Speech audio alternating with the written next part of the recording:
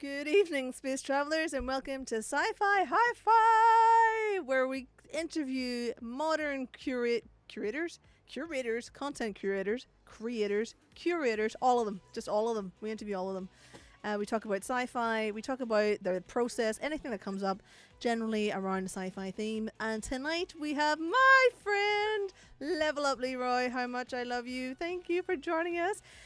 And we have, as always, Étienne from Alpha Botus over there in Canada. That was my one attempt. Yes, that's it. Canada. The country that exists. Yeah, it's cool. Leroy is looking a little bit like a hologram, the Star Wars Leia hologram. That's what's going on right there. It's nice. It's quite sexy. For anyone out there who doesn't know who you are, tell the folks who you are and what it is you do. So I'm Level Up Leroy. I am the Comic Con DJ, or the self-proclaimed Comic Con DJ. I basically go to Comic Cons all over the world and play modern pop culture music and remix it. And then when we get to the party night, I throw up loads of videos behind me, and we just have a blast. Basically, we just have fun and reminisce. Yeah, we met at a Comic-Con in last year, because you weren't here last week, but we do not count 2019 as last year. 2020 as last year anymore. No. Last year was 2019. And that's when we met. We did. WarpCon. WarpCon. Doncaster. That was an odd one. I feel. It was a great convention, really good sort of kind of setup, the base that they had, and it was just trying to, obviously, I think being the first convention and trying to get people involved in it. I think there was sort of, I don't know, I think someone else had held a convention in that place once before or something a few years prior, so there was a bit of nerves, I think, with visitors and stuff, wondering if it was the previous organisers or who are these new guys. So yeah. But hopefully they'll come back and they'll do WarpCon too, because I'd love to go back. It was good fun. It was good fun. I have to say, racecourse, wasn't it? It was on, Doncaster Racecourse. I ended up getting drunk and walking the racecourse with Vincent Mort was the fella who drove me to that show. I forgot his name last week, so I do apologise.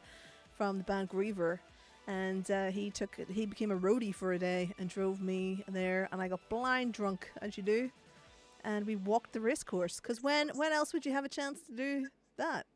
Walk a horse race course. I didn't take it. I should have done. I should have taken the chance. Next time. I have to say that con. Well, if there's WarpCon 2. There's WarpCon 2. Yeah. If there's WarpCon 2, you can do that. Yeah. If not, we'll put our own WarpCon on. Or we'll just find a field and just walk around that. Or we could just go and get drunk and walk around a racetrack somewhere. Sure. So that con, I find it interesting because I felt like they had so many features. I don't know if that's the word, like a chair you could sit in and have a photograph on, or an actor. Yeah. There was this like booth after booth of these feature things, and I think I just probably filled up my lifetime supply of goofy drunk photos with sci-fi things on one show. It was good fun. Yeah, they had loads, didn't they? They had like some the bed you could climb under there. I think they had a Simpsons sofa there. The Harry Potter, there was a Harry Potter bed. Yeah, they had loads. And obviously the Back to the Future car was there, as is with everyone. But they also had some police ones out the front, like maybe the Blues Brothers one or something. Yes, the Blues Brothers were there. Yeah, there was everything there. That was a truly pop culture event, wasn't it? Yeah, and there was something that went down on the cosplay stage. Something went down. I don't know what it was, but I saw an apology from the organisers sometime later about somebody winning some award for winning one of the competitions perhaps they shouldn't have done or something. Anyway, it was all controversy, which is what you want, actually. I think all learnings is the learnings for next time. I really enjoyed it. Please invite me back, and yes, I will do your production. Yay! So we're just talking about you and what you do and what not, and I would like to talk about your New Year's Eve, if that's acceptable. to you, sir. That is acceptable. Yes, yeah. Just before I do that, I'd like to just say hello to everybody. We have Mark Suffolk has shared us on Facebook. Thank you very much. Chrissy Wood. Cheers, mate. Chrissy Wood has joined us on Facebook. It's really nice to have you. Oh, there's Jeff Morley. Hello, Jeff. How are you doing? He's Crystal Palation. There we go. Rick. I can't keep on saying Ricardo when I know fine rightly I call you Rick. Rick is joining us in the chat. We're up to 15 viewers tonight. We hit 25 last week, and I would like to get more this week. I've also put up a follower goal because why not? Let's have more followers. Just more followers, please. So if you want to follow us... it's important to have goals. It is important to have goals. Now, I don't know if that follower thing is going to move if people follow us on Facebook or if they follow us on Twitch. I don't know where those followers are going to come from. So we're just going to have to play it by ear and see what happens. Let's find out and get everyone follow. Everyone just follow the page. It's fine. We're not asking you to subscribe. We're not asking for that. If you have a Prime subscription on Twitch and you're not using it, want to drop it our way. Bezos doesn't need the money. I can guarantee you my engines do for this spinning space station.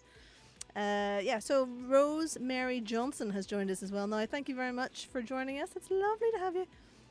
We are on a goal of trying to get up to 25 viewers tonight, please. And we have just gone from 15 to 7. So I obviously should not have gone into this. Do you think they all came in, checked out who it was, and were like, never heard of him, let's go? No, I think they just didn't like my spiel about wanting more people to... I mean, I just shouldn't do it. I shouldn't do that. It was the hard sale. Like and subscribe, folks. Like and subscribe. Like, you're all adults. You know how this works. Just do what you want. Do what you want. Do what you want. Oh, before I actually go into that, it just reminded me that I got my first Twitch payout this week. Oh, congrats. So, yeah, thank you very much. Thank you very much. So I have officially now made as much on Twitch as PRS ever pays me in a year. So, and that was in a year. So if you don't know who PRS are, they are the Performing Rights Society, and I have to do a lot of gigs for that money. I have to say, well, we can get into that. We don't need to get into that at all. Actually, that's a discussion for a separate meeting, to be honest. But so there you go.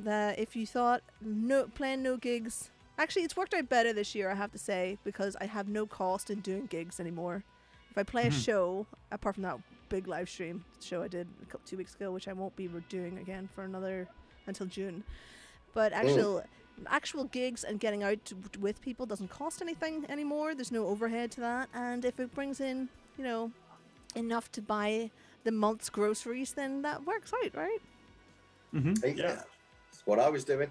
So but Leroy, you have a far bigger audience and you stream far more than me, so I'm assuming your Twitch is running pretty well at the moment, is it?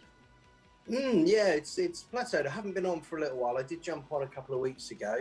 It's been a sort of gap towards the back end of last year, really. I sort of almost felt a little bit of Twitch fatigue, I think it was. I've just been on so much and thought, I need to take a bit of a break, have some time off, work on some projects for myself as well. Just doing a couple of remixes and learning some new techniques, some new DJing techniques, and teaching myself some more scratching and stuff like that. So, but I will be coming back, and I did do a set, just an improv set a couple of Sundays ago, and everyone jumped on and subscribed again. So thanks guys for that. And yeah, it was great. So I've got to do a Comic-Con themed night very, very soon, which I promise to do. Promise. Everyone keeps asking me.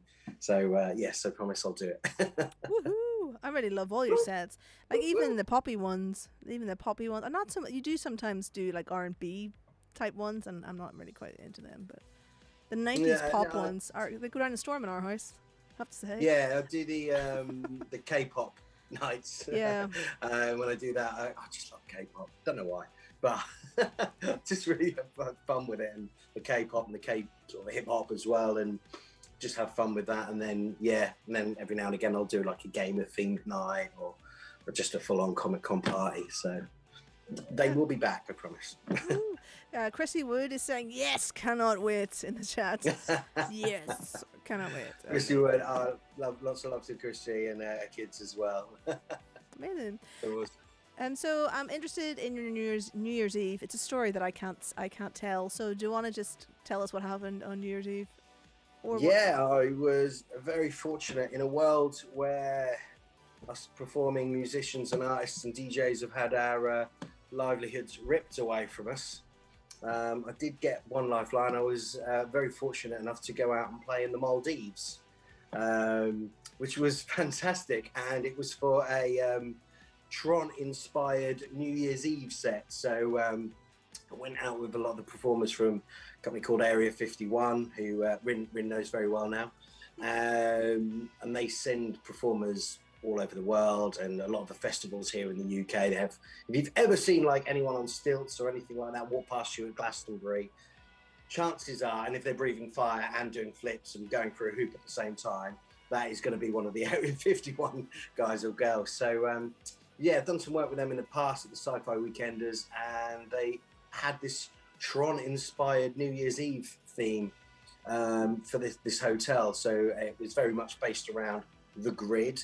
So everybody had their kind of areas that they had to stay into for social distancing, and they kind of brought this grid vibe in. And yeah, it was like being sucked into the Tron Legacy computer, but whilst on a beach and outside and playing on a stage that was built on the sea, which was amazing. And the efforts like that Area 51 went to, and the resort itself, the Waldorf Astoria, to keep everyone sort of segregated for isolation reasons and COVID and stuff, was phenomenal. So yeah, I got to go out there, and I lived on a boat, and we had our own little area of the beach that we could go and visit and work in and not interact. And it was just amazing. So I had to do lots of visuals for the performers. So when the performers were up on stage, we had some Tron-esque visuals, and obviously cut them and changed them all up. So it was a really hard one, actually, because I needed to try and keep them interesting, but not too interesting that people were not watching the performers, who are all amazing and super, super talented. So it was kind of trying to keep action out of videos while keeping it Tron-esque, and trying to keep the attention on the videos and the performers. So we managed that. It was an awesome set. Yeah, it was just amazing, and it's such a beautiful place. And then just did a normal sort of DJ set afterwards, and we saw the new year in, and a few more days on a boat, and then flew home. It was awesome. It was so good to get a gig. I think my soul needed that, to actually get out and play live to some people. And I just can't wait for the world to start spinning again, and we can all get out there and do what we do best. I just really enjoyed living vicariously through you for that whole period, because like I was just sat at home working on album stuff, and I think I was doing videos for the live stream gig I was going to do, or whatever it was I was doing, not speaking to anybody for a week or whatever, and I was just like, what is Leroy up to today? Amazing. I'm just gonna have a look at that. I had to keep it super quiet and completely on the down low as well, because like daily things were changing within the government over here and governments over there, and we were kind of watching, and we're thinking, oh no, are the flight's going to be cancelled? Okay, we can fly for work, that's great. So it was kind of just constantly watching this thing, and you don't want to sort of tell everyone that you're going to go and do something, and then it doesn't happen, like super egg on your face. And then at the same time, while I was out there, I was sort of trying to share stuff that was good and upbeat and fun, like we do, because as entertainers, we love to share what we're doing. It's what we do. But at the same time, I was trying to not share too much, because I know everyone's having a rough time at the moment, and it's hard, isn't it? Let's be honest. And so I was just trying to do my best to keep that balance going. But I was super lucky, and I just felt super blessed to be given this opportunity to perform and to earn some money and stuff. So I mean, it's going to be great when I do my tax bill this year. It'll be like one gig on there, but so I'm hoping I don't have to pay much in tax. I don't think any of us are going to be paying any tax this year. Like, I know. I'm actually gonna owe some, because here in Canada, they gave us like 2,000 a month for like special unemployment for the COVID. Yeah, we've But got that. Right. they didn't deduce for taxes on that, so I kept like a good chunk of it so that I could pay whatever I owe at the end of the year. But it That's a shouldn't good idea. be too much, you know, because. But yeah, it's some people were like, "Oh, this was not tax free." Okay, and now Wow. frantically searching through their drawers for money. Do you guys not pay tax But, at I mean, source in Canada? Oh yeah, no. Usually, yeah. If you're paid by an employer, they're gonna like withhold some percentage for taxes. But this one was just straight up $2,000 checks in your bank account every month, Okay. because they kind of streamlined the whole process so it would be fast. But it's at the end of the year, it's gonna be taxable. I mean, if you only have that and you're doing like 24 grand in a year, you're not gonna pay much tax anyway, because it's like barely on the first bracket. But some Right. people who like had that and then went back to work for much more money than that, they have to kind of keep it. Anyway, it's really cool to see you got to, you know, do your job and go bring some joy into people's lives. Yeah. Life. It was I- it was really quite emotional, like at times, like just being able to do what I do, you know, like, and having not been able to do it for so long. and Yeah.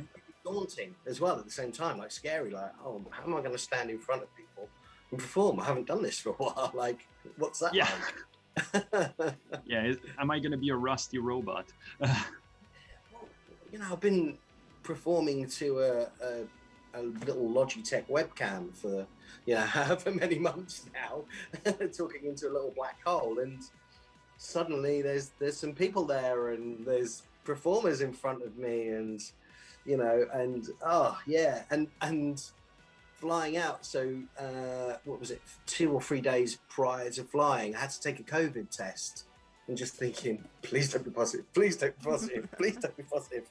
And then we got there and we had to take another test, and then to fly home there was a test, and isolating on a boat, and all this stuff just to get to do a normal gig. But I say normal, the Maldives is not a normal gig, but you know, just to be able to perform, had to go through all of these.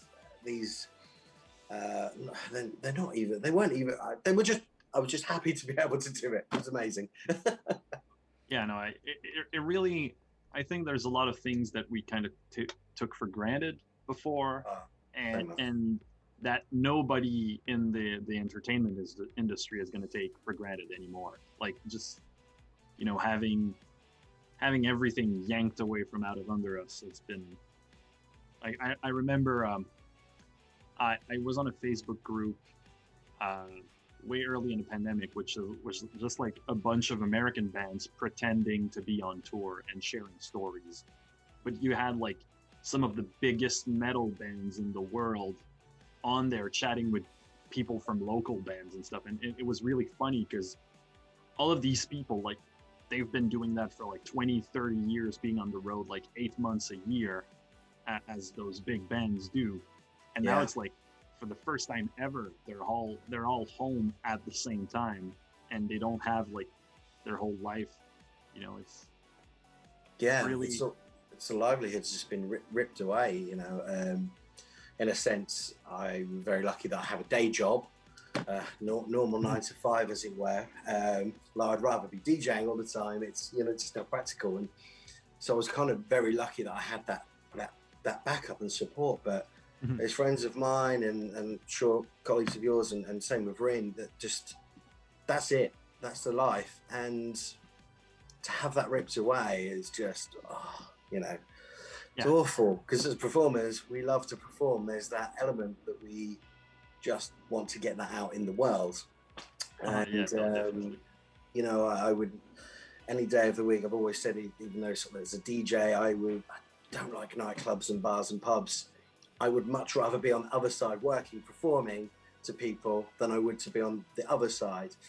And and I miss that. I miss that terribly. So yeah, just going to the Maldives and being able to perform and sort of jumping through all those hoops was well worth it. Anytime, I'll do it again and again and again.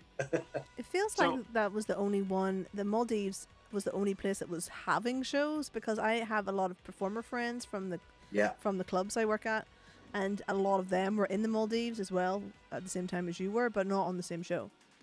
Yes, there was a few performers out there. I know Des Mitchell's out there, who's like a trance DJ, and a few other people. It seems like their restrictions look, they haven't been hit as hard, obviously, and it's all lots of islands. So being able to isolate people on an island, I think there was an island that they've got where they can isolate people, and I guess it's easier for them to do. But yeah, it was one of the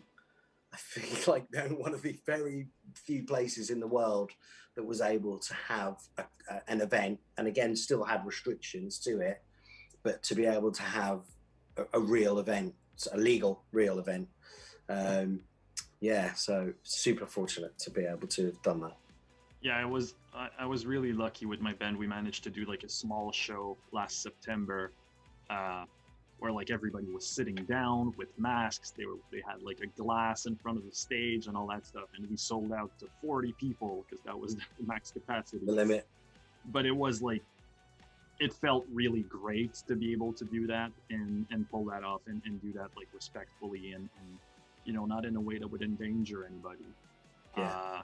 But sadly, these kind of they're not possible to do anymore. Like, venues have been closed for months now, and the whole thing is just a grind. You know, it's like they lock down, then the cases go down, and then they have to open back up because people are starting to not follow the rules because they're tired of them, and then the cases go back up. Like, we had a surge of cases during the holidays. I'm sure most other countries have had that. And now it's just, and it's probably going to get better like in the summer, because like it did last year, like it seems that the virus is less of a summer thing, just like the flu, you know, it happens every year during winter. And like, hopefully we can like kind of go back to some sort of normal then. But right now I'm focusing on, you know, doing online stuff and releasing online content, because I don't want to ever feel that sense of, oh no, what am I gonna do now? Like, I had all of these shows planned out and now there's nothing. Like, that was the worst feeling. Yeah. Well, doesn't it show how versatile all of us are as, you know, musicians, as yourself, and DJ and Rin as well, like that, you know, the proverbial hits the fan, and we go, what are we going to do? We still need to perform, and we manage to do it. We get online and we get out there, and by hook or by crook, there's people putting together shows. I've just been very fortunate that I happen to have a green screen that my friend gave me, I don't know, about 2 years before this ever happened. And I was like, nice one, cheers. And I went in my garage. And, you know, so I cobbled some stuff together and managed to MacGyver a whole setup that I could do my video shows and still sort of perform, which is, I just needed that, regardless of whether it's one person watching or 100 or however many. My soul needed to do that. And it just shows how resilient we've all been. And then, you know, obviously Facebook put a bit of a dampener on that, and there's been a few other sort of dampeners that have come around. But as musicians and DJs, we all seem to be rising above and still cracking on and getting done whatever we can do. But I know we'd all love to get out there again and roll on this vaccine and roll on some bit of normality, you know. It'd be great. Can't wait to go to a con. See Rin, see her perform live again. Sci-Fi Weekender. It's the one. Feel, you know, because home concert, like watching a live concert, a live stream concert from home, you don't feel the bass in your bones. You don't, you don't smell the sweat of the blokes around you, and I like, speaking from, like, I go to a lot of metal shows, and there's just, it doesn't cut it on a live stream. Like, you don't have that raw primal caveman shit going on, Or that dubious glass that goes over your head filled with some kind of liquid that's come from a person's body that splashes you a little bit. the beer rain. Yeah, for sure. I just want to catch up with what's going on in the chat because there's quite a lot of yous online with us now, so thank you very much. Remember to hit us a follow, like, and subscribe, guys. I should stop doing it in that voice, but that's just how I feel. First of all, Rock Family 2020 saying, hey, Leroy, bud, good to see you're being interviewed. Good luck, mate. So that's good. I'll do a little plug for Rock Family. Go and check him out. He's guy called Paul, does this Rock Family thing. He's created a really good little community of rock fans and does lots of shows online on Twitch as well. So go check Paul out with Rock Family. He's a good guy. Yeah, go and join his link, or if Rock Family wants to throw a link into the chat, you're quite welcome, sir. You're quite welcome. Queen Nazazel 666, good to see your faces. Amazing, thank you. Chrissy Wood, that must have been an amazing feeling seeing lots of people doing what you do best. Sci-Fi Weekend is proud of you. Thanks, Chrissy. Kate Langley has followed us, has liked the page. Thank you very much, Kate. And she also says hello. With Kate. She's a wonderful woman. Amazing. Rock Family saying hello to me. Hello, sir. Hello. Karen O'Brien, Joel, says you're a lucky boy. You're a lucky boy. Thanks, Karen. Thanks for all the support as well. Really appreciate it. Queen, I'm not going to pronounce this right. Was it Nazazel 666? We need to support our artist friends. There's no help from the government, and truthfully, it's consuming that. It's consuming that art that's kept us going. Oh, it's consuming art that's kept us going in lockdown. Mark Slow has joined us. We've got there's so many of you tonight. It's amazing. Mark Slow is my number one roadie, or as we in joke, rodeo. Yeah, from a few rodeo drinks, at the ready. He says he's ready. He's ready to rodeo for you. Mark has been there from the start of my journey and helped me out phenomenally. He's always been there at the events and come along and helped carry my records, do bits and bobs. He's a godsend. He's a good guy. Karen says your setup is brilliant, and don't forget all the charity fundraisers you've been doing. Yeah, I have done a few. Yeah, we've done a few fundraisers. Yes. Rock Family says, yikes, I still have to pay for Sci-Fi Weekend. Thank you for the reminder. Yeah, sure, buy the tickets now. Why not? Go to November. I hear somebody is performing in the November one. Yeah, if we ever get outside again. By the way, Queen Nazazel is Ruth. Oh, hi. Yep. Ruth. Hey, Ruth. We know Ruth. Okay, hello. Yeah. Ruth is a Sci-Fi Weekender as well. She's a good girl. Really good girl. That is cool. Oh, I also have to say thank you to Spanners78 who followed on the Isle of Twitch, and Karen and Kate have liked the Facebook page. So thank you very much. If you want to keep up to date with all the stuff that's going on, Sci-Fi Weekend, Sci-Fi Hi FI. What is this show called? Sci Fi Hi FI. Where this is on every Wednesday night at 7 o'clock, where we interview a different curator about themselves and about science fiction and all that nonsense. So if you have an Amazon Prime subscription you're not currently using, why not chuck it our way? Because we could use it. I'm not going to lie. And Bezos doesn't need it, and large Twitch streamers don't need it. So you've got three of us here who would all like it. So you can subscribe it to Leroy or me, or do you have a Twitch channel to yourself? Oh yeah, I'm gonna link it. Link it on in, yeah. Go by Ozyman Bodis. Link it. I hope you're all hosting, by the way. I hope you're all hosting. Leroy, you better be hosting this show on your channel. Oh, so just load professional, that up right now. Professionals. Wow. I did a big typo and said is my Twitch channel. Your Twitch channel. That's alright. I'm gonna go on my channel, post, and then drop the link. Yeah, so what I was going to say, if people have any comments or questions they want to put to Leroy, whack them in the chat. And Chrissy Wood, you reminded me I should be saying that, so thank you. I'm already hosting it. I've got you set up as an automatic host. Amazing. I host you when I'm not on. I thought We're host buddies. We are host buddies. There we go. So Chrissy has a question for you. At what age did you watch your first sci-fi film or TV series? At what age? I don't know, but it was very, very young. I can tell you that. So I do know for a fact that so my mum tells me I was not interested in the slightest in the kind of play bus and play days and all the education learning, clearly, all the educational TV stuff that kids would watch back in the day. And I was all about Jason the Wheeled Warriors and He-Man and Spider-Man and his amazing friends. And Star Wars has just always been there. You know, I don't really recall any of this stuff not ever really being in my life, which is really strange. It's just always been there. Sci-fi, and obviously I'm a comic book guy as well. And it was 1989 when the Batman Tim Burton movie came out that the switch really got turned, and I was like, oh, this is my jam forevermore.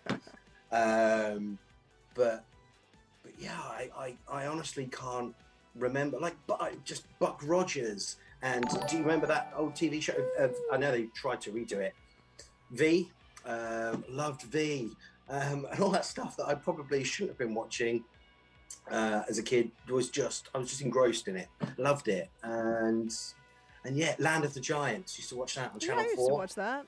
Yeah. Oh, that was awesome. Like Channel 4 used to go around my nan and granddad's, and mum, dad, nan and granddad and everyone would be talking, and it'd be super boring, but like it would be Lost in Space on Channel 4, yes, Land of the Giants, Star Trek, like, and that would just be me in the front room, just being like, this is brilliant. I'm super happy. So yeah, at first I couldn't tell you.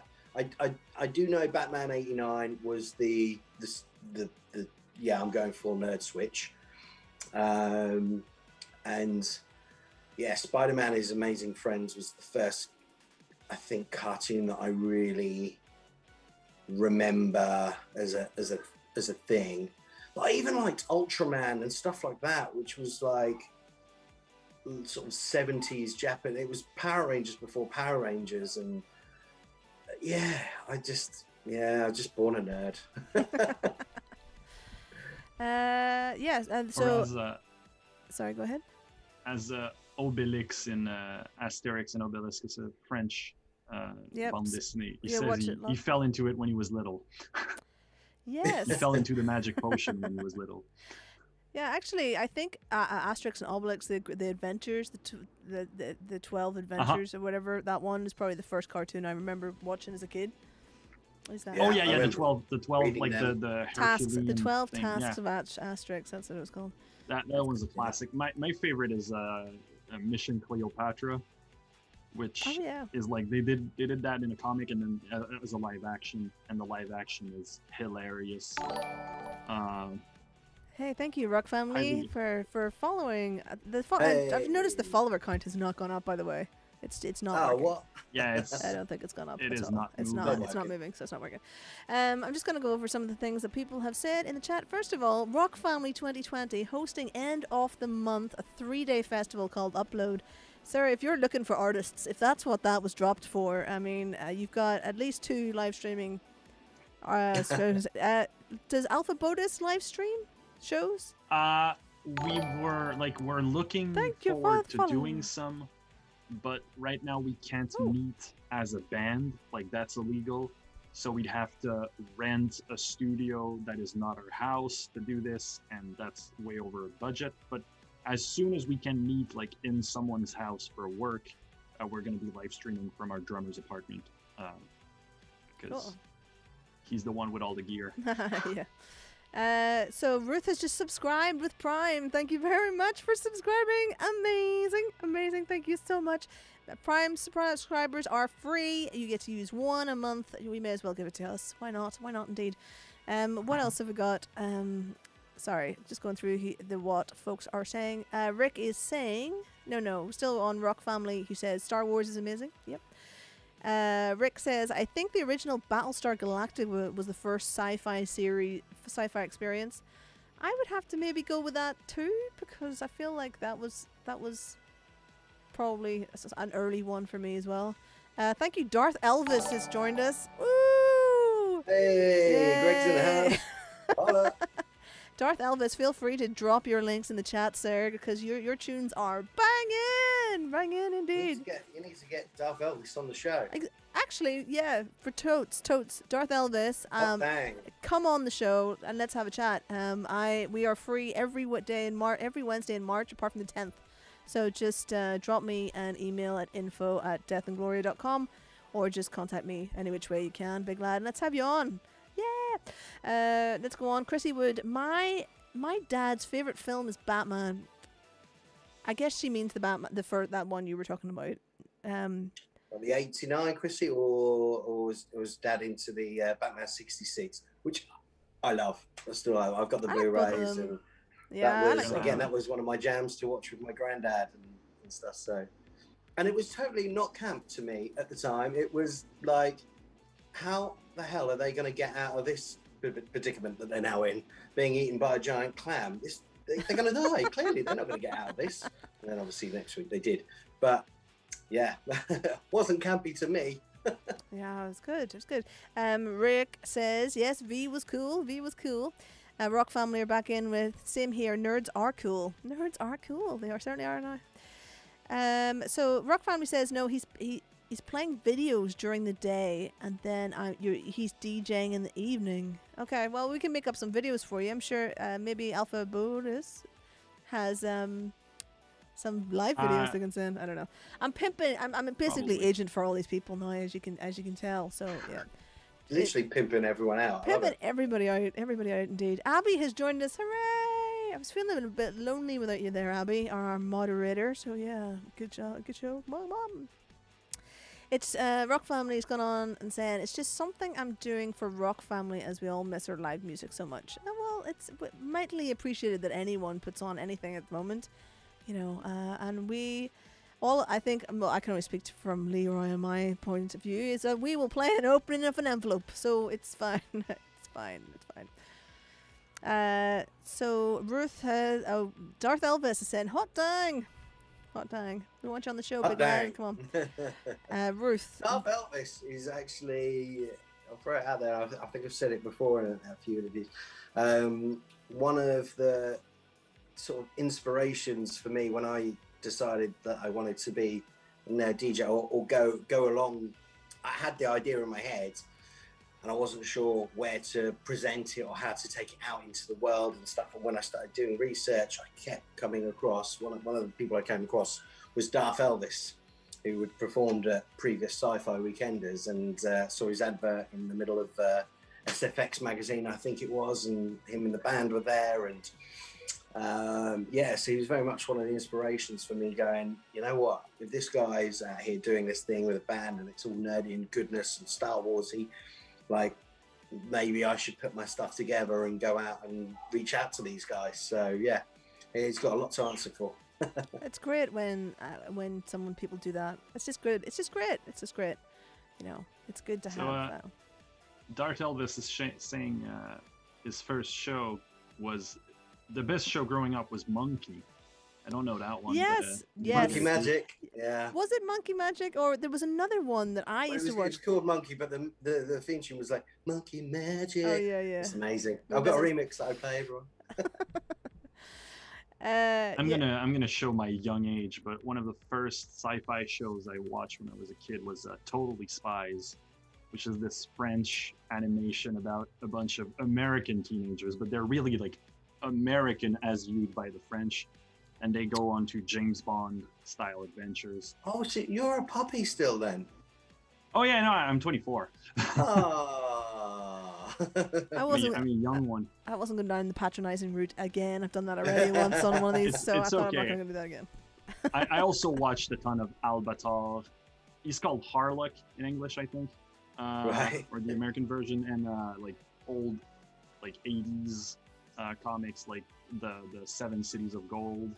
Yeah. Or Lucky Luke and all those French cartoons. we have like a very different set of comic book or like comic classics in Quebec than like the English speaking world does, because we read all of the French stuff like Tintin and Tintin. Oh, I love Tintin. I had all the books growing up. I love Yeah, Tintin. we had I all the remember books. the cartoons were just Hergé's Adventures of Tintin. Yeah. Go. With Dupont and Dupont. Yeah. That's cool. We'll go through some of these again. Ruth is saying otherwise she's waiting till November so she can get us all the drink at Sci-Fi Weekend. Yeah. Oh, I can't wait to have a drink. Yeah.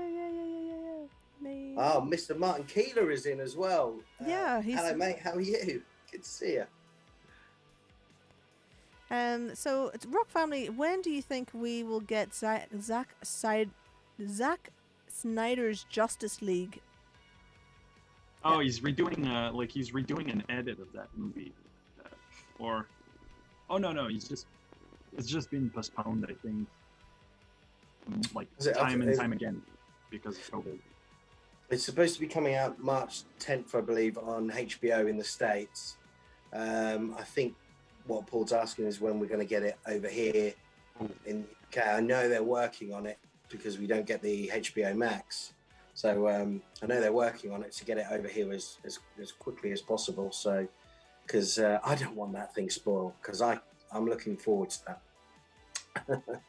Yeah, we don't get HBO Max as well in Canada, and when Game of Thrones was on, we either had to like pay for cable to get it, which is like $100+ a month, which was really annoying, or pirated, so every season there would be like a big petition written by a ton of Canadians which went like, "Dear HBO, can you please let us pay for Game of Thrones online, or else we'll have to torrent it.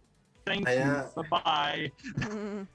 Kind of what happened with The Mandalorian, isn't it, in Disney Plus, when they sort of dropped it in the States first, and the rest of the world was like, oh, and then it was being spoiled, so everyone just kind of jumped on it, and I think it was the most pirated show of that year, wasn't it? Oh yeah. When it's exclusive, it gets pirated. It's just crazy, because we all wanted to see it, and it was so good. So good. I haven't watched a minute of it yet. I know. I can't watch anything until it's like 4 or 5 seasons in. And then you just binge. Exactly. I did Game of Thrones on the first season, but I got to the end of it, and then there wasn't another one, so I have not watched any more of it, because at some point I'm just gonna. There's some things like I've been saving for like long plane trips, or if I was ever sick, and like Game of Thrones is one of them. I just feel like if I was going to be on a boat for months or something, then I would download all of them and then have them to watch in the middle of the ocean. Shah Abbas has joined us. Shah Abbas, thank you. Yeah. And he's saying, I don't know what we're talking about, but if Leroy's involved, I know it's dope. Yeah, you know it, bruv. Boy. Thanks, bro. Yeah, there's all sorts going on here. Yeah. We're talking about nerdy stuff and a bit about music. Yeah, it's cool. And they're also talking about WandaVision, which is another one I haven't watched. And apparently it's like episodes 1, 2, and 3 are a bit dodge, and then it gets amazing afterwards. So that's another one. Yeah, it definitely was a slow start and a slow burn for that. And I think had it been any other sort of show, people would have sort of left in their droves after episode 2, but I definitely think Marvel have earned the right to say, this is what we're putting out, trust us, come along for the ride, because they've certainly smashed it over the last 10, 11 years now. And yeah, like sort of episode 3 kind of went, whoa, and then episode 4 just went, it was awesome, really good show. Darth Elvis has just dropped a knowledge bomb in the old chat there, saying the best news of the day is Golden Girls is coming to Disney Plus. Yeah, I saw it check that. What? What? Yeah, Darth Elvis. My best news of the day. Your best news of the day. I know he loves that. Bill and Ted and Star Wars. So put those three together and you get a Darth Elvis. Should I watch a Bill and Ted 3? I had the comic books and everything when I was a kid. I had the first 6 editions or first 6 episodes of the comic. I shouldn't say episodes. What is it? Can't remember. Cartoons? Issues. No, of the actual comic book, the Bill and Ted comic book. It was pretty good. Oh, was it Dawkins? Stephen Dawkins. Yeah. Right. Yeah. Nice. And so should I watch Bill and Ted 3? Yes. Should I not? Should I? I put it off a wee bit, because I know that Greg, Darth Elvis, is going to. He's already said yes. He's already said yes. On you now about that third film. Literally before you even mentioned it, he said, "Hell yes, I'm in the credits." Yeah. There you go. See that? What did he do? Can't wait to tell anyone that. What did he do? You have to watch it to find out. Oh, well, there you go. We have another comment. We have another question for you from Chrissy. Thank you very much. You're definitely doing your job here, Chrissy, as an audience member. Thank you, sir, ma'am, ma'am. What is the question? No, I've lost it. Oh yes, when did you get into K-pop? K-pop was at MCM. Say 3 years ago, maybe. Yeah, it was a year.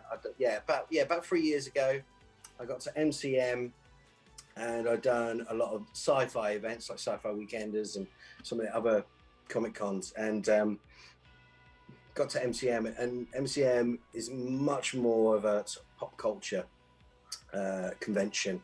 So it goes across all the anime stuff, and K-pop is just huge with a lot of the cosplayers and sort of the guys that are into the anime and the Japanese stuff, and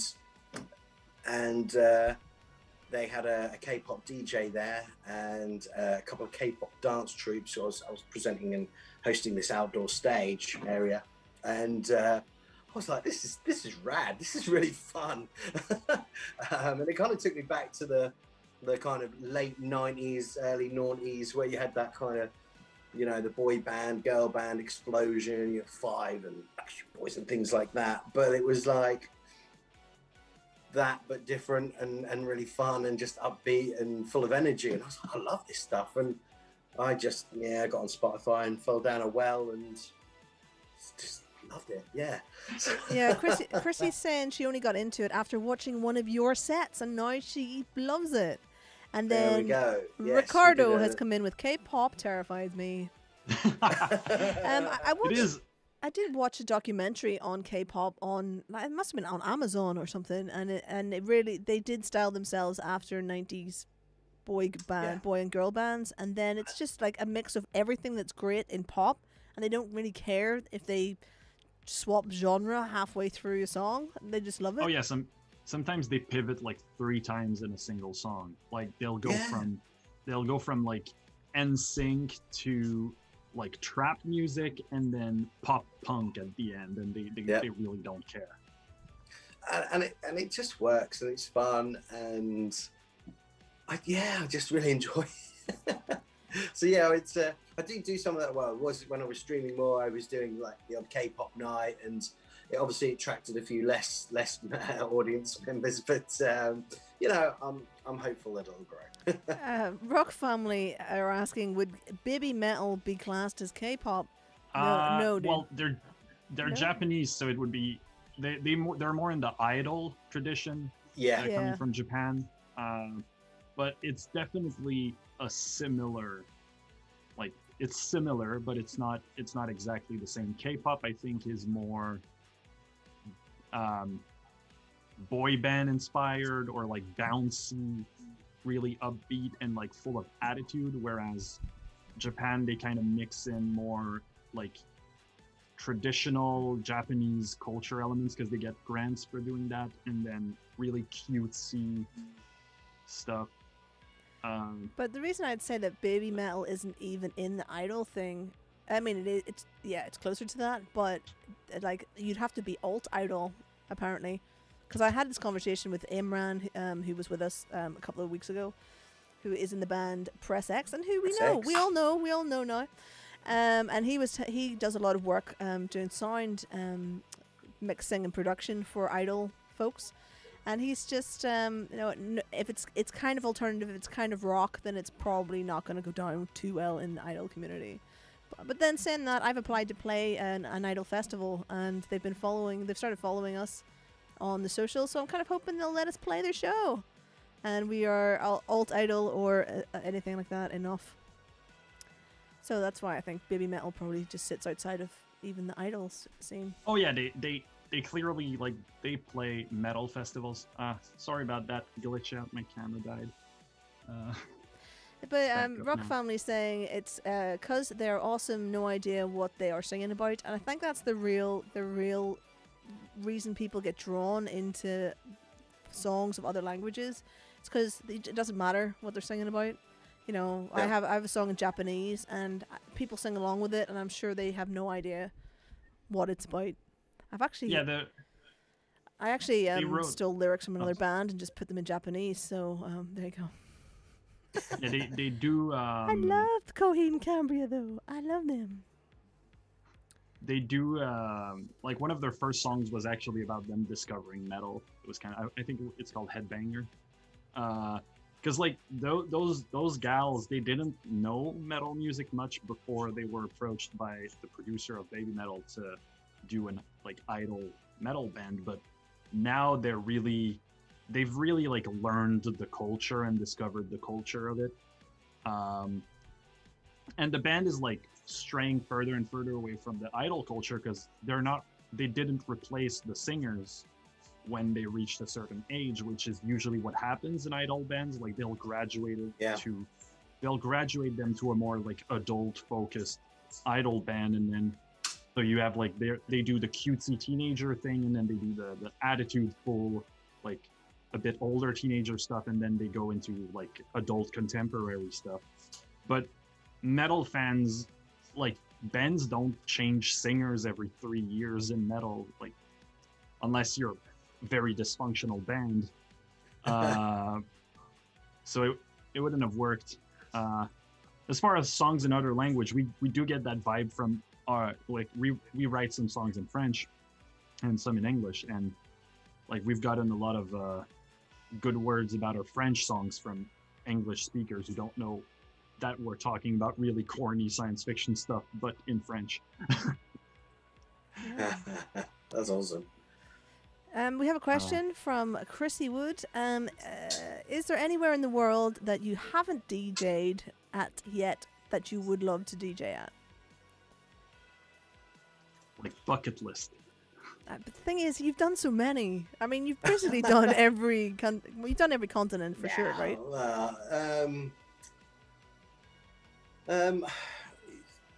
Somewhere like Japan. I'd love to get out to somewhere in Asia like that. Yeah, I'd love to visit Japan.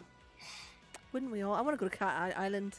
I just want to go to Cat Island. I don't even care about actual Japan where humans are. You know, I just want to go to the Cat Island and just live with some cats for a whole holiday of cat loving. Crazy cat lady. Yeah, Japan would be the go-to goal now. But for me, it was, and I would still like to play San Diego Comic Con or get out there for one of the parties. And it was roughly talked about the other year, and obviously here we are. But I got to do New York Comic Con, which for me was, I was sort of asked which Comic Con, if you could do anyone in the world, which Comic Con would you like to go to? And for me, hands down, it was New York Comic Con. I know most people would say San Diego, but for me, it was more like, say, a spiritual thing, because comics were born in New York, or the kind of comics I read, the Marvel, DC, the modern superhero. And, I'd always wanted to go to the birthplace of those comic books. So getting to go out to New York and play during the day, during the show, getting to walk around the show was quite, like, I had to catch my breath a few times. It was quite overwhelming walking around. It's such a massive show. And then getting to play at some after parties was kind of crazy and phenomenal. And then off the back of that, that's kind of, comic books in a nutshell for me. And then off the back of that, then getting to go and play at a Star Wars Celebration convention, which I would have never have considered sort of asking for that, but the opportunity came, and just to be a Star Wars DJ is a bit of a mind blowing. Do you know what I mean? It's so yeah, that was supposed to happen as well this year. It was supposed to be in Anaheim in LA, but that's now been delayed until 2022. No, good. Yeah, New York was the mecca, but I'd love to go to Japan now.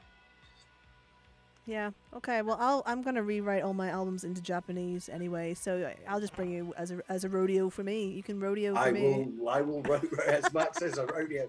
I'll come and rodeo for you. Absolutely. Amazing. Darth Elvis is saying that he also stole some lyrics from James Brown and put them in Spanish in one of his songs. So good company between us all, I think there, for sure. Yeah. What is this? What is Abby saying? Opeth brought out their whole album in English and one in Swedish, and she liked both of them. Their last record, Kada Venenum, I think they did a Swedish version and an English version. It's the same music, they just redid the lyrics. I personally like the Swedish version a lot because I can't read and listen to music in the same language at the same time. But if it has lyrics like in French, I can read it in English. So if it has lyrics in Swedish, I can read French or English while listening to it, and it won't jam words into my page. Yeah, it's better for studying. If you have something in another language, it just becomes an instrument rather than anything else. Yeah, for sure. Is that why I listen to K-pop when I'm sat at my computer working and I'm just happy tapping away because I haven't got a clue what they're going on about? There are two elements to that, though, Leroy. There's one that, yes, that is why, because you don't hear the words. The second one is they're made for you to be happy. It's like crack. It's music crack. It does put a smile on my face, yes.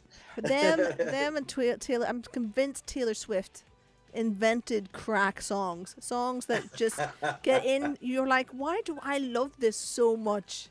Like, what is it? And I think they've got it too. I think Taylor Swift's label Big Machine sold it to the Koreans as a secret power. Possible. This sounds like a Death Ingloria story coming into fruition. Watch out for this story in album number 8 for sure. Chrissy's saying she's a crazy cat lady. She's got 3 cats and a dog. Man, your house must be loud. Darth Elvis is saying that he is addicted to Swifty. Who's Swifty? Or is that the song? Taylor Swift. Oh, okay. Sorry. Or it's the mascot for Swiffer, I don't know. I have to say, if you're out there and you like your YouTube and you're into kind of new metal, Swift Biscuit is an amazing mashup of Taylor Swift and Limp Bizkit. It is amazing. Swift Biscuit. Yeah. Best album. I saw one recently. It was an ungodly mashup of the Spice Girls and Slipknot. Oh wow! It works too well. That's like if you want to be my lover, you got to push your fingers into your eyes or something. Yeah. It's like the Nirvana Smells Like Teen Spirit and Rick Astley Never Gonna Give You Up mashup that works phenomenally well. Just scarily. Yeah, Britney Spears is Toxic, and one of Deftones' songs. Well, is it White Pony? I can't remember which one. That is amazing, and it's Changes in the House of Light. Yeah, that's it. I absolutely, Leroy, think the next time we're at a con together that you should play that, and I'll sing a Britney version over the top live. We'll just style it out. I'll throw in a guitar solo. We'll just work it out, and we'll make that happen. Let's do it. The next Sci-Fi Weekender so there's a thing which the Sci-Fi Weekender crew will know about the Spice Boys. So we've got to work on something for that. So there'll be part of an act now somehow in my DJ set. Don't ask how, but I'm sure we can crowbar me DJing something while you come and do some rad vocals over the top. Yeah, that'd be awesome. That's like do it for sure. I mean, for an after party, that's what you want. That's the kind of shenanigans you want. Absolutely. Chrissy is back with a question. I love your involvement here, Chrissy. Please come back every week. This is great. Do you have an ultimate favorite comic book and superhero? Batman. That is all Batman tattoo. Batman. So yes, Batman is my comic book jam, and then Star Wars is my sci-fi jam. Well, that's cool. Love And Darth Elvis has literally just helped us out here a wee bit. He's saying, when are we getting another Level Up mashup? The Lupti Funk one was awesome. Let me just put that link in the chat for everybody, shall we? Yes. Yeah, let's pop the link in. Here's one we prepared earlier. I need to get cracking, don't I? Really, I popped that one up. It seemed to do well in the Star Wars community, and everyone else was kind of like, well, "What even is this?" Because it's basically the Cantina band song from Return of the Jedi. So Max Rebo and his band before they replaced it with Jedi Rocks. So maybe I should do something with Jedi Rocks. So maybe Taylor Swift will work with Jedi Rocks. Maybe I'll have a look at that.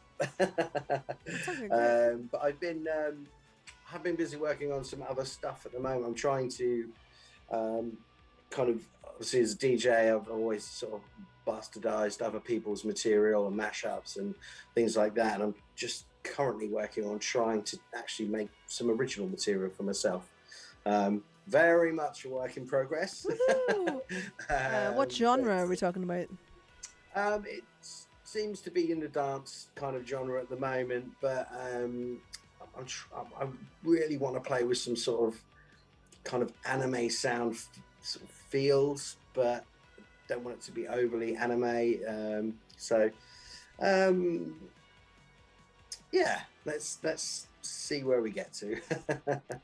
Yeah, I think there's definitely a space for something that's anime theme, as in anime theme tune based into the mainstream in English. I guess it's a little bit like it's kind of new metal-y. I don't know what. Yeah, but then I'm trying to do it as a DJ with that kind of dance element to it. So I just think there's going to be a band soon that's going to just get that mix completely right.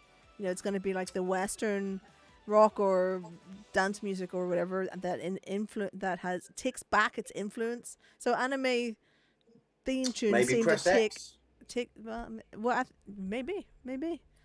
I think the last the new sound that Bring Me the Horizon have been doing, which is literally just Linkin Park brought into, the 2020s, could kind of move in that style. They're not leaning on the anime aesthetic, but it definitely sounds like perfect music to make AMVs to. Sorry, who was that? Nice. Sorry, who was that you mentioned? Oh, AMVs. But the band is Bring Me the Horizon. Oh yeah, okay. Their last album was produced by Mick Gordon, the guy who did the Doom soundtrack as well. Sounds massive as hell.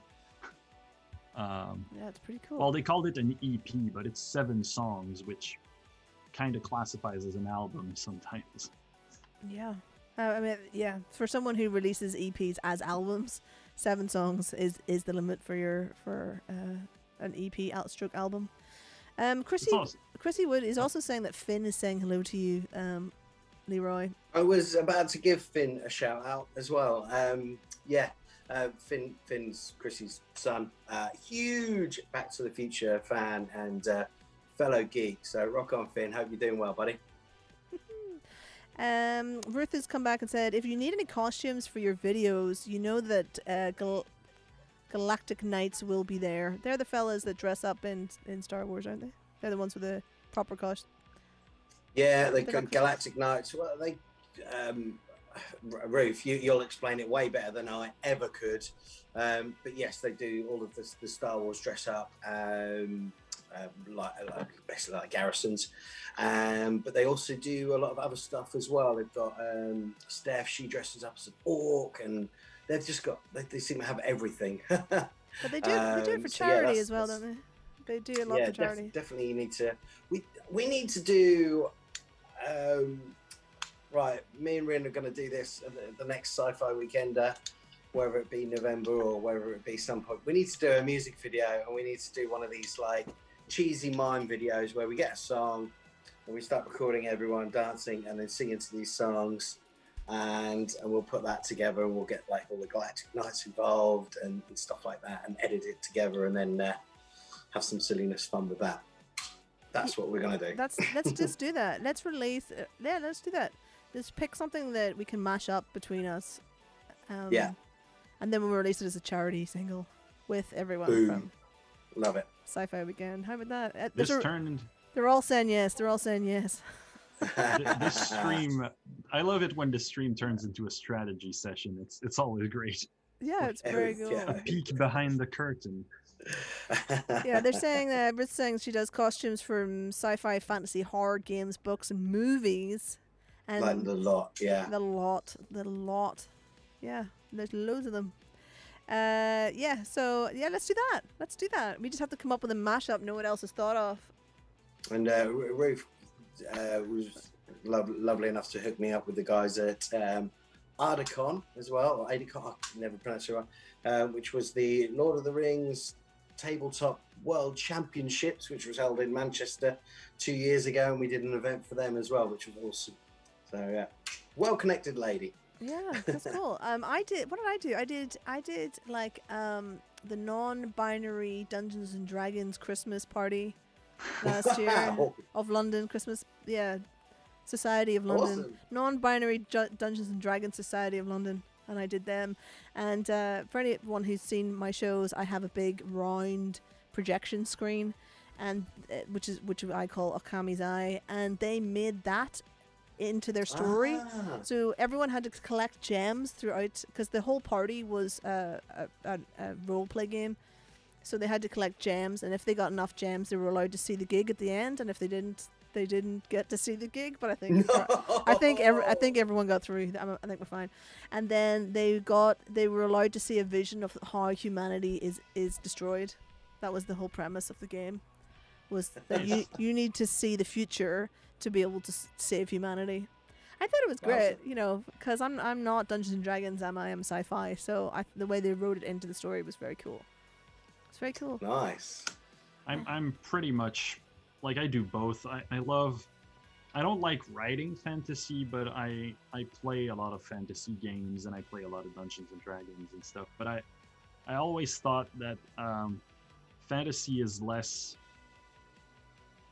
It's harder to tell stories that have like any sort of link to the current world, because it's so remote from our experiences. Whereas, science fiction, you can have like similar and easy parallels between that and our society, even though, if you take like Blade Runner, for instance, it's way different from what we are doing now. Like, there are no replicants in today's society, but there's other parts of it that are very, actual, and sometimes it feels like we live in a cyberpunk dystopia, but then you're like, where are all the androids? Where are my flying cars? Yeah. Or as Back to the Future predicted, the self-lacing shoes and hoverboards. Yep. Years ago now, where are they? Well, some of you may not know this, but my mom used to write for 2080 back in the late 80s, and I once asked her the same question, like, what did you think was going to happen by now? And she was like, yeah, I'm distraught. Where are my flying cars? Mm-hmm. Why aren't we living in like floating cities, and why are we not on Mars already? All of this stuff. So we're just carrying that regret from one generation to the next, because nothing moves fast enough. So we are the failed generation. I think there's also yeah, we are. There's also like stuff we didn't know was gonna happen. Like, nobody predicted social media, really. Like, in when you look at a cell phone that we have today, like if you had a smartphone in the 50s, you had every Doctor Who gadget ever. Like all of these gadgets are basically in each of our pockets right now. Yeah. True. And if you brought that to the Middle Ages, like you'd be a god. Like if you still had like your internet connection, you'd be an all-knowing, all-powerful god. See, and that's where it falls down. Without the internet, we are nothing. Oh yeah, no, definitely. Yeah. It's like, without the water grid, the power grid, and the internet, like society collapses. But that's why they call it infrastructure, right? It's like your veins and your valves. You can't live without them.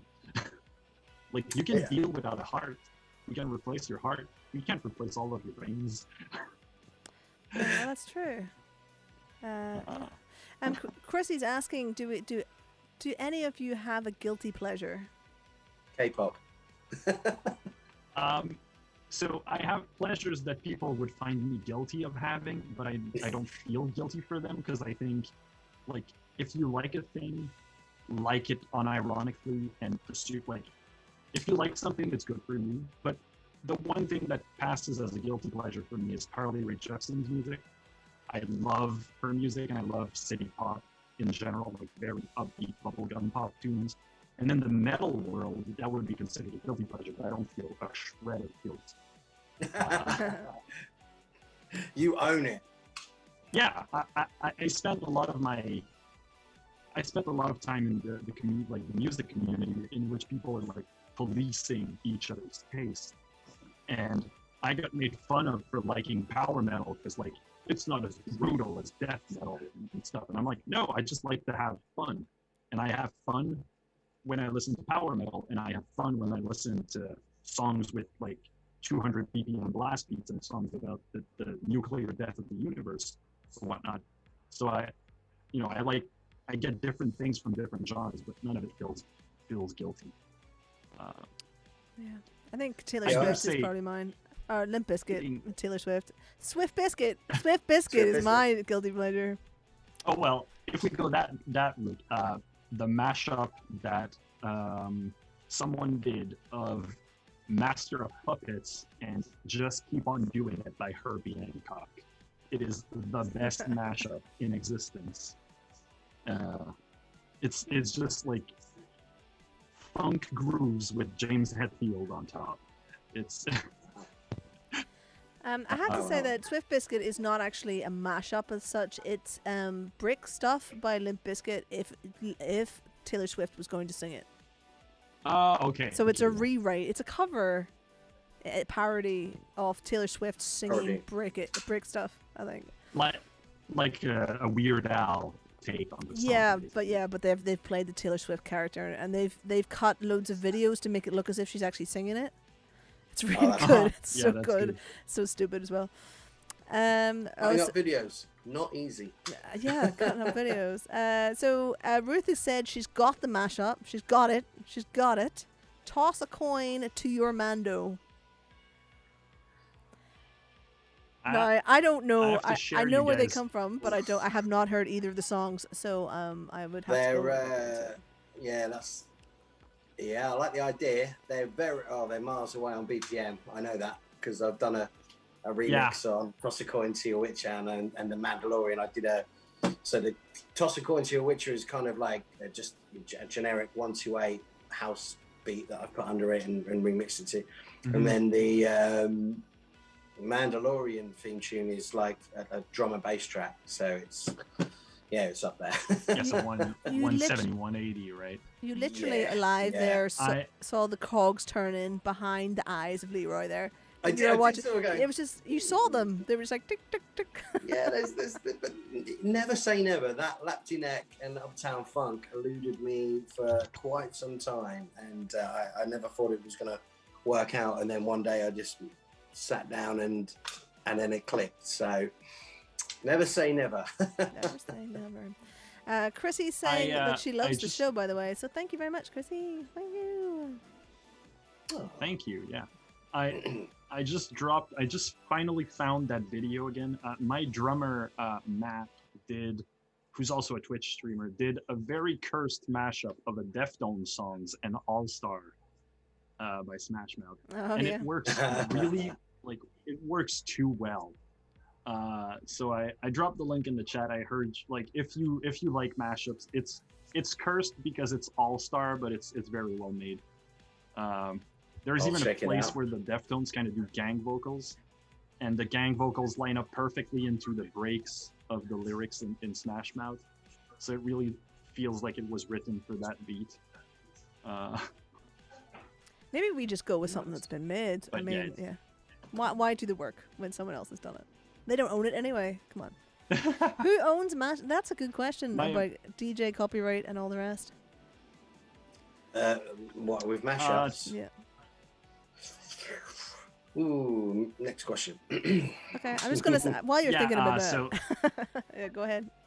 I'm gonna do an hashtag not legal advice, but as with everything that is sampled, it's the owner of the masters owns those recordings. So if you mash them up using original audio from these songs, they have you have to pay them for those rights, as with clearing any sample.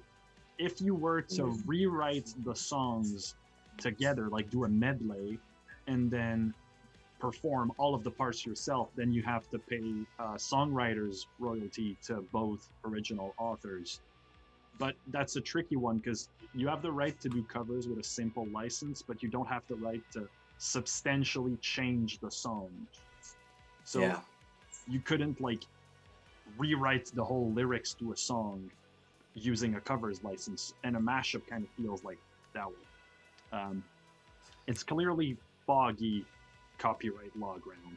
I think what we're getting to here is maybe that there's me and Darth Elvis should get together and rewrite something. I feel like he could do some lyrics on some really great subject, and we can just ferry around, tiptoe around the different songs that we are not technically covering. That's the only way. And I'll remix it when you're done. Yeah. And there are also some artists are really cool about people uploading alternate versions. They even share it on their profiles and stuff.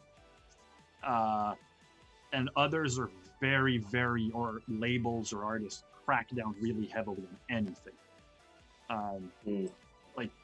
You have some bands that you can't even show a 2-second clip of their music on YouTube. You're gonna get blocked, which is kind of crazy. But the main problem with copyright law right now is that if you want to claim fair use, you have to go in front of the court and face Sony, Columbia, or EMG or Universal and battle against a huge corporation just to prove that you were using their rights and fair use. That feels like you've just talked us out of the whole thing. I feel right there.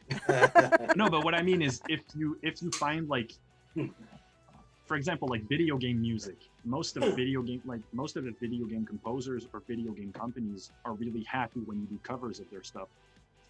The lower level ones are really happy about it. Just I'm really happy if anybody who streams uses my band's music on their stream. I will never send you a DMCA notice or because for me you're talking about my music, you're sharing the music, that's perfect.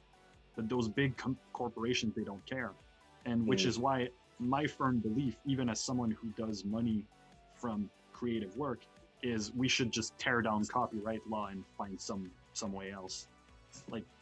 The idea of people owning a creative work for 50 or 70 years after the writer's death is just ridiculous.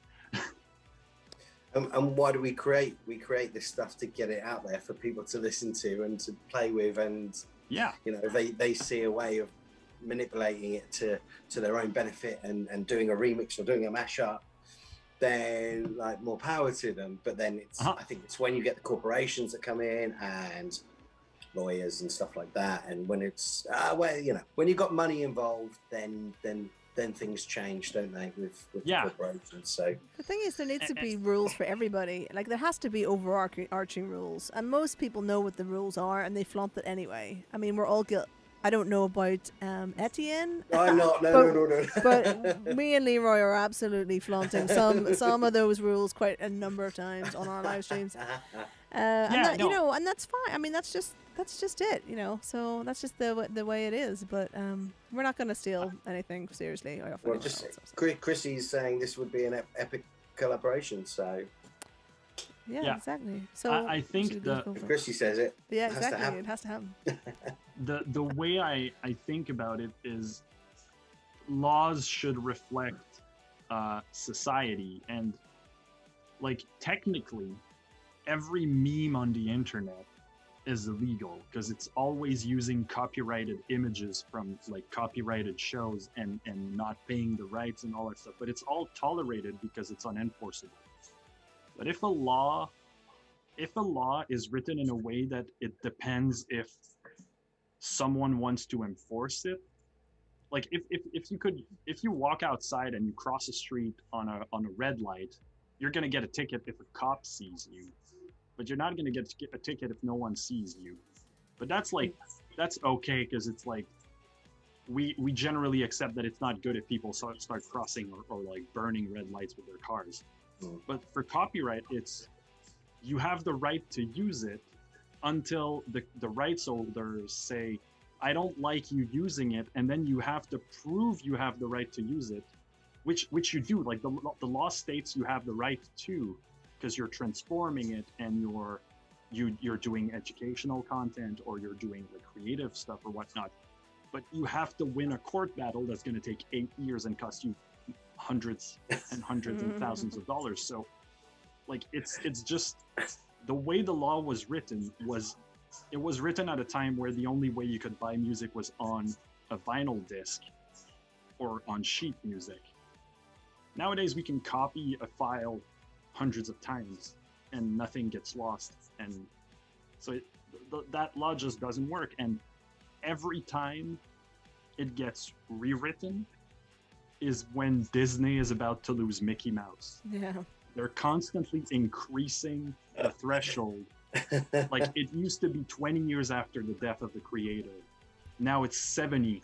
And for corporations, it's 100 after the creation of the product. Because if Disney loses Mickey Mouse, they're done. And they don't want, so they lobby Congress in the US, and everybody takes their cues from the US in that regard, because that's where... Anyways, thanks for coming to my TED Talk. So Rick has said in the chat, 10 masked men couldn't ever sell their records due to the copyright. I don't know who 10 masked men are. I don't know what they do, unfortunately.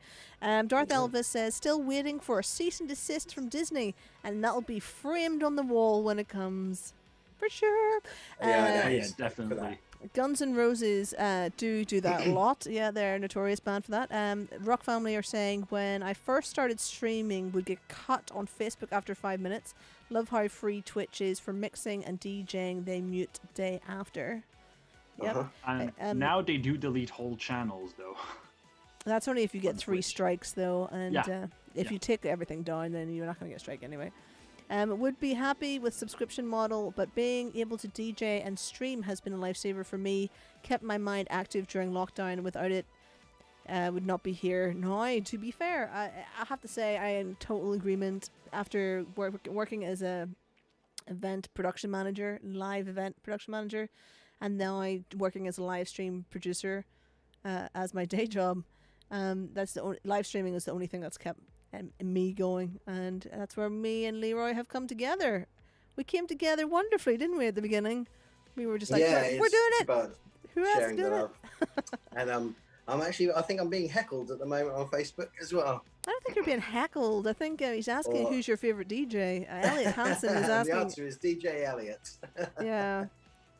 And while he's here, actually, to say a big thank you. So, I was talking earlier about looking into different artists and acts that perform in this kind of weird, very small sci-fi world that we live in. and Darth Elvis came up all around the UK. And as far as DJs went, and being a nerd DJ, there was only one guy, and it was DJ Elliot over in the States. And I actually thought, well, he's all over there, I'll do my thing over here. And sort of looked into some of the stuff that he'd done. He's actually one of the Star Wars and Disney DJs. And so started doing my thing, and then, you know, seeing that he was doing more and more stuff over there in the States, I reached out.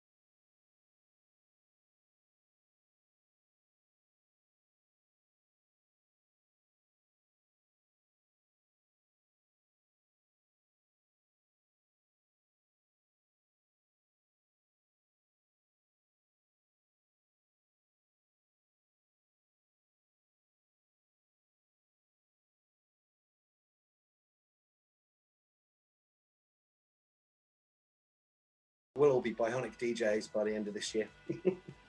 I feel like our stream went down there for a wee second, so I apologize if that happened. I do think I think we're back on though. I do think we're back online. So I don't know what's happening on mine. Yeah. So I apologize for that. Rock Family saying that you helped him with his stream setup and mics, etc. He has been very supportive. You have been very supportive and helped him on Discord chat when I was feeling the lowest top bloke. I have to say, you are one of the nicest people I have ever met. I'm just going to blow some smoke up your butt right now. Yeah, just one of the nicest blokes I think I've met in any genre as we've gone through this so-called life nonsense, and all the performers and DJs and stuff I've come across. And you're the only one I want to hang out with, to be honest. Thank you. You and Etienne, obviously. That's the golden rule. Elliot's saying that we got taken down because we mentioned Disney. The big D. The big D. The one who shall not be named. Yeah, there seems to be a problem. I think it's a problem with my internet, because we're still on Facebook, I think. I thought Facebook was going to kick us off because we've got music playing in the background. But we're still on there. So, it's a big D. I know that the Big D and Machine Head had a huge bust up not that long ago because the Disney own the House of Blues music venues. I guess it was a couple of years ago now. And Machine Head decided they were going to play small venues in B markets, which is like places that don't normally get them. So like here, the A markets are London, Manchester, Birmingham, Edinburgh. You know, they came when they did their B market tour of the UK. They did Norwich. You know, that's there anyway. So they were due to do a whole tour of the House of Blues venues, which is a whole load of them. And Disney kicked them off because they didn't want the band playing. They thought they were too. The sound is off. What's the crack? What's next? Kind of sort of at the moment, which is, and then honestly, it's like. I mean, the back end of the year will be, but I'm going to keep my head down and try and work on some of this new material stuff that I want to do, and also make sure that I'm streaming online again because a few people have been missing that. So apologies. I was lucky enough to work with the guys from Voodoo Ranger, who we're talking about doing another stream soon. They've just released their beer over in the UK. It's sort of a big beer brand over in the States. I'm actually drinking one of the beers they sent me now. There you go. Look. There's a plug for them. And the beer is kind of almost aimed at us nerds. It's a nerd beer. So helped launch that beer over here, and we did everyone's got to watch their pennies right now. Confirm and do is like my own stuff, which means yes, I'll do more streaming, and there's nothing wrong with my internet, so maybe a Streamlabs issue. I'm guessing it's the only thing I can think of now. The gods of the internet are angry. They are angry at us for sure. Etienne, what have you got coming up we're coming up to time, really. Yeah. If you've got any more questions for Leroy, get them in the chat now on any platform, and we'll cover those in a wee minute or two. Etienne, what have you got going on? So we're doing a couple of last rounds of recording for the new Alpha Bodis record coming this spring, early summer. We're not really sure, like sometime in May or June, we're gonna release a record. Grungy band that I'm in, that I play bass in. We just got drum tracks from the studio, so I'm gonna be tracking bass all week. And I'm really happy to like kind of relaunch the whole lot. And yeah, aside from that, I'm probably gonna start doing some live music production streams again and doing remixes, because I love doing those. And working on like on stream kind of forces me to explain my process, and so I understand it better myself. So I love doing those. I did a bunch of those in the early days of the pandemic, and I'm probably gonna bring them back again once I get my proper microphone that doesn't glitch out all the time, and a new webcam that doesn't run out of batteries after 1 hour and a half. So yeah, that's me. What have you got in store, Rin? So I have as of 4 o'clock yesterday afternoon, my album went to the mixer, and I've spent the last 2 weeks trying to record and do all of it. And it's such an amazing feeling when you send it and you're done with it and it's done. I cannot do any more on that album. So me and a fella called Luke, from the band Nightjar, who is now he helped. He's a partial songwriter on some of the songs in this album, which is great. And I hope to be working with him again in future for just producing the stuff, because between us we work really well together. Look, a Pomfet. I should really link him into the chat somewhere. I'll do it after the fact because I can't think of it now. I've got way too much tech issues going on in my head looking at everything that's going on. It's just hard. So now that stuff's gone and that weight is lifted, I actually have to start all the animated music videos. So anyone who knows Death Ingloria stuff, it's albums, comic books, and animations. So the comics are already finished, and the animations now need to be done, but they need to be in order of how we're going to release them. So we need the album to come back from the mixer to decide on the single, and then I can just like fast track all the music videos to be done. And I don't know how to animate, so I have to learn how to animate at the same time, because I've completely run out of money to do anything. I don't even know what I'm going to do about PR. So anybody out there who has a PR agent who is good with anything geeky, comic books, heavy rock music, and definitely aimed at the UK and Western Europe market. I feel like this has to be specified now, because friends of mine have gone through some PR stuff with a couple of different PR agents, and one of them was very much Eastern Europe and the other one was very much America. And I don't feel that those markets are really that relevant to me on this album this time, just because we're not going there. I'm not going there on this album. So yeah, I've had that feeling with that other like grungy band. Like we're a band from Montreal, and we're going to be doing local stuff. So I have to figure out like a PR for the Quebec stuff, and it's different from the US and Canada because we speak French and all the institutions are different. It's hard to find. Yeah, I think we're back on Twitch, by the way. I think because we're living in this world where you can get a PR agent from anywhere, and I was talking to our friend Curtis Dewar from the music marketing mixer, and looking at his stuff, shopping his stuff out, and really like you have to make sure that the PR agent is in the market that you want, and that is geographic territory as well. So you might get a cheap agent, but if their main interest is in America and you're a UK band, there's really little point. I don't know that there's that much point to it at the moment. You know, if I was pushing for Comic Cons in America, then that would be a different story. But then, who does PR for Comic Cons? Who does PR for Comic Cons? That's what I want to know. Who does it? This is, I've tried to, find an agency or some sort of management potentially as well for all of this stuff. And, I've had some people offer, but they don't get it. And they don't understand the very small niche market that we kind of, although nerd stuff is huge now and everyone is a self-proclaimed nerd, because I've seen all the Marvel films. So, but this element of music in that realm is still minute and just hardly touched upon. It's when I sort of talk about DJing nerd stuff, and people are like, "Oh, so you're playing the scores, the music?" And I'm like, "No, not all the time, but Brad remixes sometimes." And they're like, "What?" And I'm like, "Well, and they just don't get it." So, like, I've had to all of this stuff, like yourself, it's just all comes on your own shoulders, doesn't it? It's really hard. Yeah. Peter's saying Uber Rock is a friend of his who actually reviewed Stowaway Ants by Alpha Modus. Yeah, I love their review. It was a really kind and fun review. Those guys reviewed us after we did our campaign with Curtis.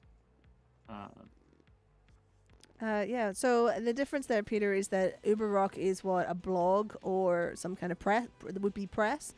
So we're us into the press is what we're on, and also booking agents to get us onto shows. So I have a plan to try and do some kind of sci-fi tour at some point with whoever will take us on. Quite frankly, colleges, barflies, I don't know, Weatherspoons, I don't care. Somebody just book us on a whole tour, and then that would be great. But we need a booking agent really to sort that out for us, because we can't be trusted to not just take any gig that comes along, really. Same with press. So the idea that you're supposed to spend double on press than you spent on your album, but as a small band, small artist, all the money goes on the album, because I want the album to be as good as possible. So all of the money has gone, if there was any. No, that's not true. I did crowdfund about £1,500, which paid for the comic book and some of the album production. So that's cool. So it's just like trying to find agents who want to book us, because you have to remember that PR agents are paid, you pay them. But booking agents, in theory, are paid from the shows that you get. They get a percentage of your shows. Yeah. So if you're not earning anything, nobody wants to take you on, which is fair dues. It's fair dues. But then some booking agents are now taking in monthly fees from bands. So I know people who are paying £90 a month to be on the books of some booking agents. And I'm not sure that I can't do that, I think. I say about booking agents, but WarpedCon was a booking agent. A booking agent got me the WarpedCon gig. And then you met Leroy, and that's where I met Leroy, and there we are today. Anyway, this is sunk into depression because of the whole internet thing going down. So I think it's probably best that we leave this evening on the note that we've now dragged it into. So I would like to thank every single person who has joined us this evening. There has been a lot of you. The chat has been off the hook. It has been our best chat session for sure. So thank you, Rock Family, Chrissy. I'm trying to see everyone. Darth Elvis, who's now changed his name. I think Rock Family is Paul. Is that? That's right. I made an assumption there. So we've got Rick, Claire, Chrissy, Elliot. Yeah, loads of people. And there's Peter, Abby, and everyone else I've just forgotten to mention completely. So yeah, this show is on every week. It's on a Wednesday night, 9 o'clock. No, it's not 9 o'clock. It is 7 o'clock UK time. What time is it in Canada? 2 p.m. 2 p.m. Eastern time. Because there are 4 times in Canada. Wow. So it's Eastern Canadian time. Eastern Canadian time. And next week we have Lady Witchwolf, who is a horror film producer, VR artist, gamer, the whole shebang. Quite frankly, she's the whole package, and she's really pretty. Awesome. How dare she? Quite frankly, be so pretty. But there you go. We've got her coming up. And then we've got Curtis Dewar from the Dewar PR. He will be with us on the 10th of March. Awesome. And I would like Darth Elvis to contact me, please. I actually know who you are on Facebook now, so I can get you. I come and get you. And perhaps a good one to reach out would be Elliot as well. As I say, he's made quite the career of DJing over in Disney, and for Star Wars events and some NBA stuff and you name it in the States, NASCAR, you name it, he's done it. Oh man, that's my guilty pleasure is country music. So yeah, we have to get you on, bruv. Come on. Just email me at info@deathingloria.com. It's on the website or at Facebook, or just get in contact any which way you can, and we'll have you on the show, Elliot. Come on. Amazing. If you haven't liked and subscribed, please do. You know, you're an adult, you know how this works. If you've got a Prime subscription you're not using, please drop it in, because we can definitely use it to get some gear that works so we can get through a show without everything falling apart. That would be lovely. All right, we'll see. I'll chip in on that one just before you do go.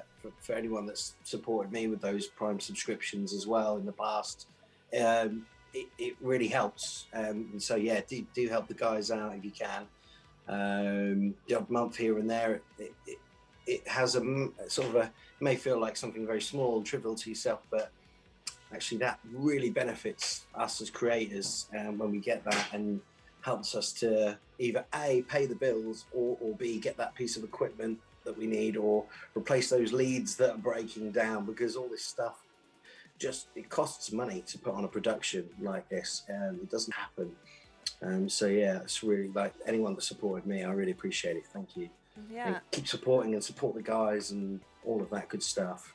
And just to reiterate what I said earlier on, that I got my first Twitch payout, which I actually amounted to exactly the same money I would have got from PRS for a year. So that's, I mean, it sounds like that was a lot of money. It wasn't. It was a month's groceries. But I'm just saying, we have made up a little bit of money that's been lost from COVID back in from streaming. So it all adds up. Every little It's just help. the best feeling as well, isn't it? When you get that money. But I'm just like, what? $100 makes £70? I don't think so, sir.